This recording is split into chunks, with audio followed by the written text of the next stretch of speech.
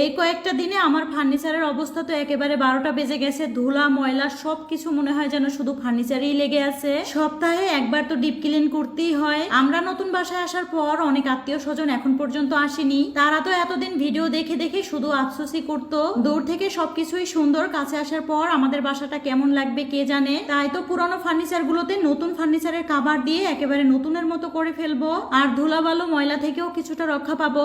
এর আগে তো আমি অনেকগুলো ফার্নিচারের কাভার নিয়েছি, তবে এই কালারের ফার্নিচারের কাভারটা আমার কাছে সব থেকে বেশি সুন্দর লাগছে। আর এই কাভারের কাপড়ের কোয়ালিটি এত বেশি ভালো, আর রাবার গুলো অনেক বেশি চওড়া, যা সহজে নষ্ট হয় না। অরিজিনাল কাভার কিনতে হলে প্যাকেটের গায়ে এই ছবিটা দেখে কিনতে হবে। চারপাশে এত পরিমাণে নকল জিনিস বের হয়েছে, তার মধ্যে অরিজিনাল জিনিস খুঁজে বের করাই কঠিন। তাই আমি সবসময় পেজ থেকে এই কাভার গুলো নিয়ে থাকি। আপনারাও চাইলে নিতে পারবেন, ভাইয়াদের পেজ লিংক আমার ভিডিওর উপরে দেওয়া থাকবে। এদিকে তো আমার পাশাপাশি আমার জামাইও ঘর গুছাতে অনেক সাহায্য করছে। যে কোনো ফার্নিচারের অরিজিনাল কাভার ভাইয়াদের কাছ থেকে নিতে পারবেন। ফার্নিচারে কাভার পরিয়ে রাখলে অনেক সুবিধা। পুরাতন ফার্নিচার গুলো কিন্তু একেবারে নতুনের মতো লাগে। আমাদের ডাইনিং টেবিল নতুন বানানোর পরে এখন পর্যন্ত রঙই করা হয়নি, তো কাভার পরিয়ে রাখলে কিন্তু এত বেশি বোঝাও যায় না।